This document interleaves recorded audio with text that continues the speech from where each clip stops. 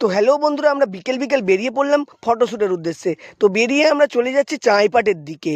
তো বেরিয়ে যাওয়ার পরে আমরা যেতে যেতে আমাদের রাকেশ দেখছি গাড়ি চালাচ্ছে, আর আমি পেছনে বসে বসে একটু ভাব নিচ্ছিলাম আর কি। তো আস্তে আস্তে আমরা পৌঁছে গেলাম স্টুডিও লোকনাথ, মানে দাদার স্টুডিওতে। তো ওখান থেকে আমরা কিছু সেট আপ নেবো, তারপরেই বেরিয়ে যাব।